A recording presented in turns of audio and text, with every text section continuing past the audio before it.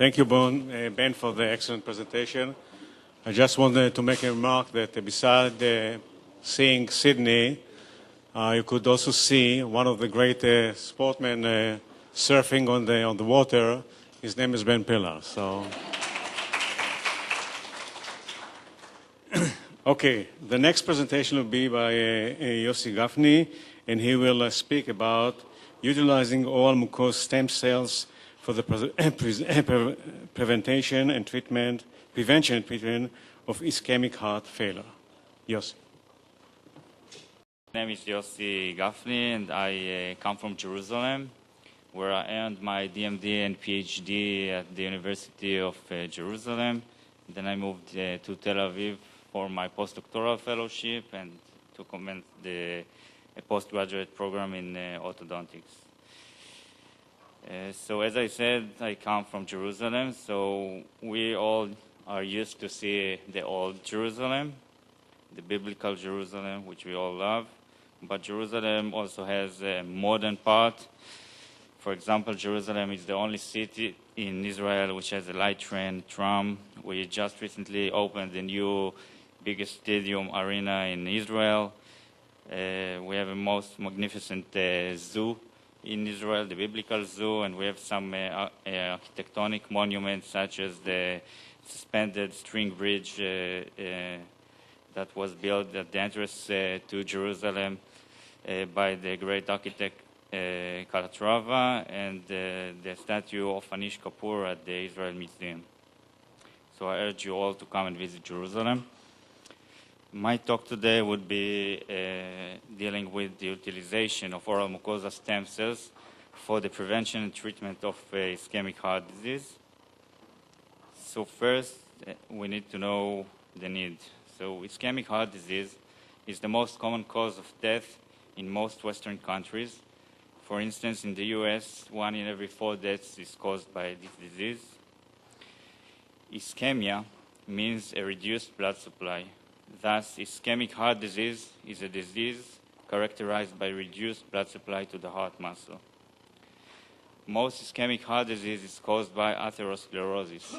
Atherosclerosis is actually a narrowing of the lumen of the blood vessel caused by depletion of adipose tissue, adipose at the wall of the coronary artery, which down the road causes a blockage in the blood supply through the coronary artery.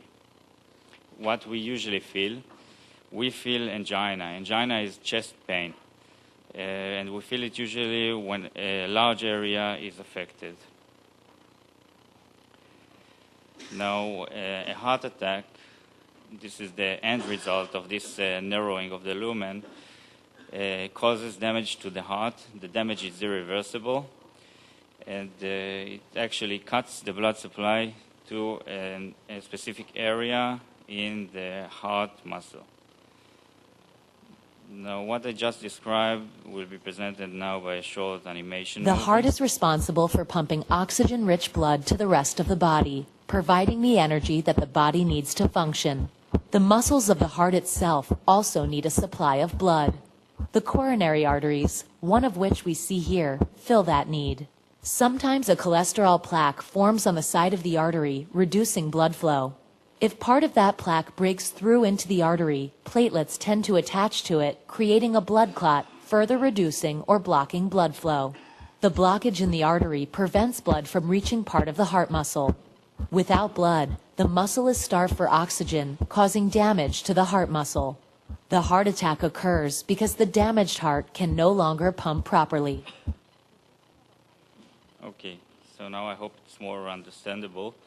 But we all know that nowadays, most of the people don't really die when they suffer the first heart attack. We have means to deal with that. We have angioplasty to the coronary artery, where we insert a probe through the lumen of the artery, we inflate a balloon, and we place there a stent that keeps the lumen open. So people don't die out of heart attack or acute ischemic heart disease. The fact that people don't die from this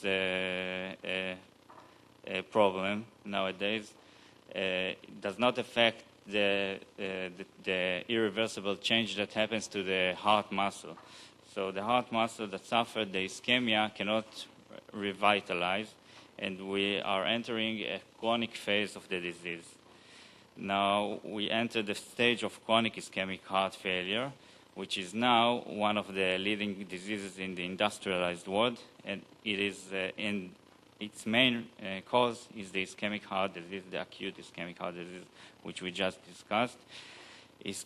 Chronic ischemic heart disease is the leading cause of death globally. This number is right to the year 2010. There were 7 million deaths due to that problem. Now, why is it a real problem? So this is a healthy heart, and we have a section, cross-section of the heart, and we can see the lumen of the heart and the wall. This is the muscle, and this is a healthy muscle. It's evenly distributed and functions as a unit.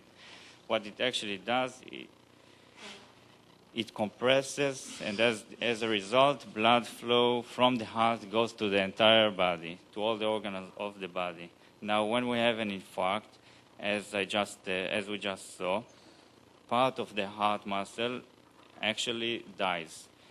So it cannot function properly. This is what happens at the beginning, and within time there is a remodeling to the heart muscle, which ends in a scar tissue. This scar tissue is dysfunctional. So the heart has only part of his wall functional, but he needs to continue his job to supply the entire body with blood flow. So he continues to pump and compress, but it's not as efficient as it should be. Now we enter a phase of a vicious cycle, which makes the heart pump even harder all the time, and it cannot meet the needs of the entire body. So we need to find a cure for this problem. The end result, if we won't treat it, the heart muscle will get exhausted and the patient will die. So the solutions that we have today are just to open the chest, go directly to the heart, cut out the infarct area, and suture the two healthy parts together. This is an operation which is quite dramatic, and the mortality rate due to this kind of operation are very high. So it's usually being used for very critical conditions. So we decided to use a new field, the field of regenerative medicine, to try to solve that problem. The field of regenerative medicine is an emerging field that approaches the repair or replacement of tissues and organs by incorporating the use of either cells, genes, or other biological building blocks, along with bioengineered materials and technologies. Our approach was to utilize cells. Now, we decided to use stem cells. Stem cells are known for two very specific and unique properties. One property is their self-renewal capacity, and the other property is the differentiation potency. Now, stem cells have two main subgroups: the embryonic stem cell and adult stem cells. The embryonic stem cells are derived from human embryos, mainly. They have a huge potential. With it comes the risk. They are quite abundant, and they can double up to 300 times. And on the other hand, the safest solution are the adult stem cells. They are multipotent. They are rare, though. We can find, for example, in the bone marrow, 1 out of 1 million cells are adult mesenchymal stem cells, and they also possess limited replication capacity. Just to demonstrate it, this is an embryo, and this is the phase that we take embryonic stem cells out of. So you can imagine that this mass of cells is going to be one day a real, full human being. These cells have a huge capacity. They can become whatever we need. But with this potential comes the risk, because we have to control it, and it's very hard to control. We were looking to go to the safest way, and we approached the adult stem cells. So this is the potential of the embryonic stem cells. It's much larger, but we went for the smaller and safer potential. So in the lab of Professor Pitar from the oral biology department in the Faculty of Dental Medicine, there was carried a great research was carried, and they found a new population of stem cells, the stem cells from the oral mucosa lamina propria. Oral mucosa is a soft tissue that lines our oral cavity, and beneath it there resides the lamina propria. Now, why did we go there? Because this is a very easy to access area. So when we need the cells, we can harvest them quite easily. And the connective tissues and the oral mucosa of the lamina propria of the oral mucosa, are quite unique in their origin. They originate from ectomesenchyme, which is the embryonic neural crest. Neural crest is different in the fact that it also gives rise to neural cells. Okay, so we went on and characterized the cell. It was a work that was published by Marinka et al. In 2010, and then forward by Sandra Treves also. And the cells were characterized as stem cells, both in vitro and we showed in vitro differentiation assays, and also in vivo. When they were transplanted, we see that the cells differentiated to cartilage, bone, adipose tissue, muscle cells, also nerves. So we have the cells and we have the problem. Now we want to find a solution. So our long-term goal was to transplant. There are two options. One of them is to directly transplant the cells to the affected area of the heart, and the other approach was to transplant the cells systemically. But this is the long-term goal. In order to do that, we need to face some smaller obstacles, and the first one was we wanted to develop a new model system capable of quantifying stem cell migration within the infarct myocardium, and the other one was to assess the effect of post-myocardial infarction remodeling on the engraftment, proliferation, and migration of human oral mucosa stem cells, both in vitro and in vivo. So we had to develop a model. The model was an MI in a rat. We conducted an open chest surgery with a life support system, and we caused an MI to a rat heart muscle. This is how the vasculature of the heart muscle looks like. This is a micro-CT imaging of a rat's mouth. You can see abundant vasculature. And we conducted the ligation at this site, so we blocked the proximal areas. So all the tissue proximal to that blockage was infarcted. So we took that tissue. We conducted the MI, and then we waited for several time points, 0, 1, 3, 7, 14, and 28 days post the MI, and we took the tissue outside, and out of it we took samples and moved them to a culture dish, and we immediately injected 50,000 human oral mucosa stem cells to that tissue. The cells were labeled fluorescently, and we wanted to culture them for for 5 more time points, from 0 up to 28 days, and we wanted to see what happens to the cell within the tissue. So we checked the cells histologically at 4 depths throughout that cylindrical biopsy tissue, and we checked 5 fields, 1 central field where we injected the cells, and 4 fields at the periphery. So it looked like this. Okay, this is the tissue. These are all the host cells, the rat cells, labeled in blue, and these are the injected cells.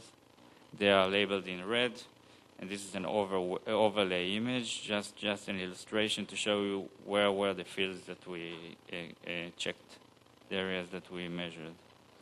Okay, so what we found out is that the host cells, the rat cells, their density within the tissue decreased over time, meaning that the days post the MI in vivo are quite critical. We see that the number of the cells post MI decreases gradually. And we also find out that in vitro, when we cultured each tissue, we also saw that the number of the cells decreased. The other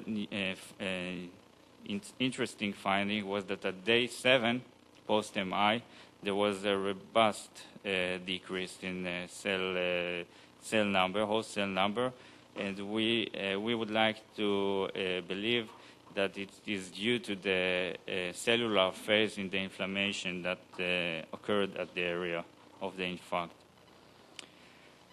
Now, on the contrary, the human oral mucosa stem cells that we injected, they were not really affected by the time period post-infarct. We can see that the cells remained vitalized. The numbers remained quite the same, although the numbers of the cell on day 28 post-MI were slightly decreased compared to the numbers of the cells on the day of the MI, but it was not really significant.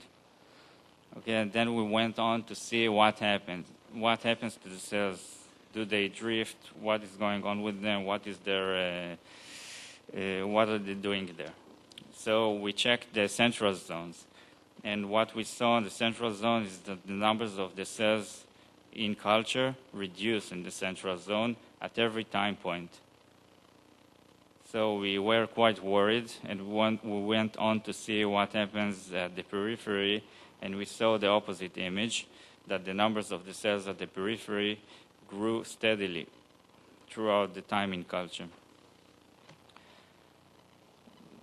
This finding is quite rational because cells in culture need to get their nutrients through diffusion, and the diffusion reaches only 200 microns. So the cells need to go to the periphery if they want to survive. So this is actually what happened to the cells.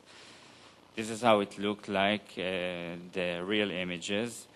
Here on the left side, we can see the central field, and on the periphery, on the right side, we can see the periphery field. The left of the left is the day of the injection, and that's after 28 days. Day of the injection, 28 days. And we can see that we have abundant cells at the day of the injection, as we expected, and no cells at the periphery on the day of the injection, and the number of the cells at the center decreases while it increases on the periphery.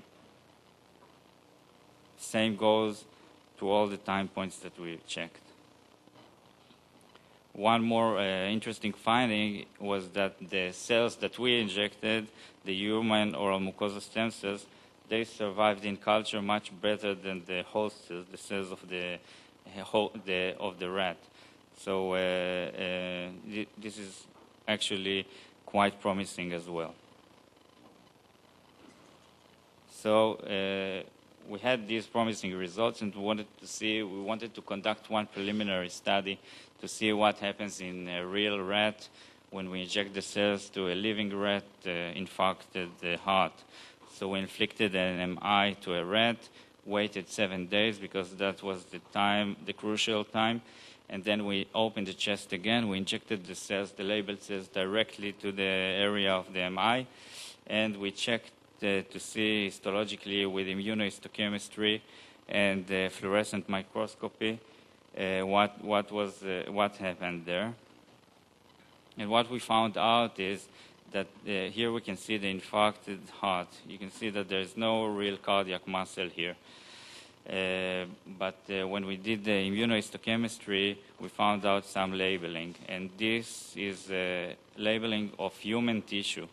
We labeled specifically human tissue, so any human tissue that we can find in a rat heart is our cells, the cells that we injected. So we were quite happy to see that the cells survived 56 days within the infarcted heart of the rat.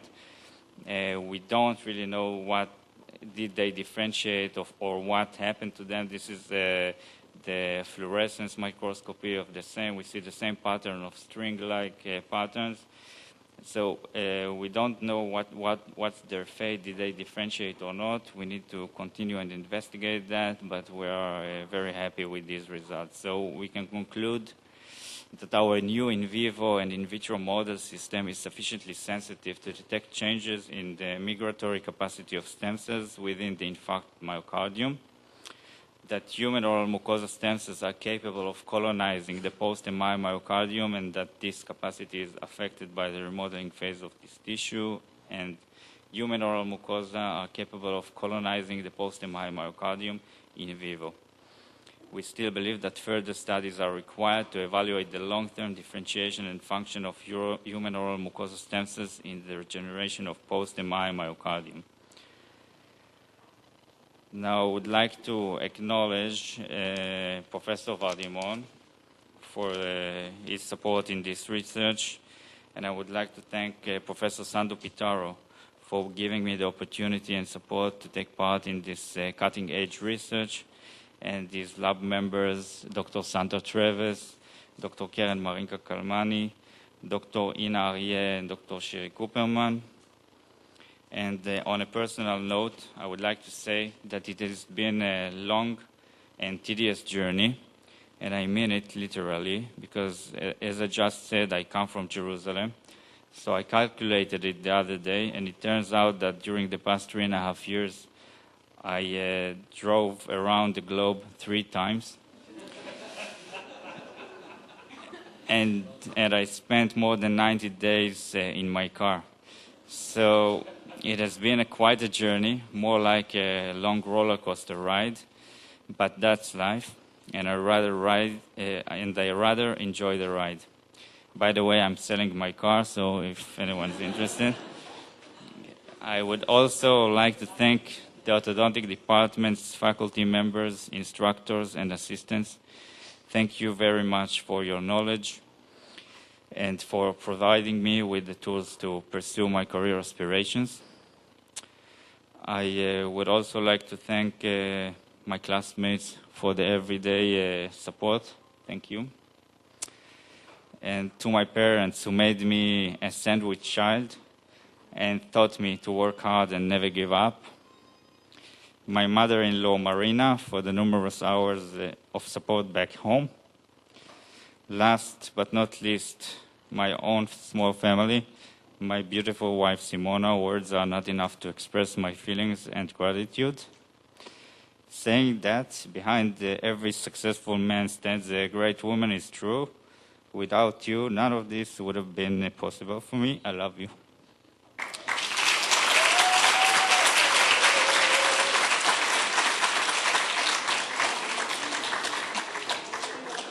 And to my beautiful kids, Karin and Or, you are my greatest creation by far.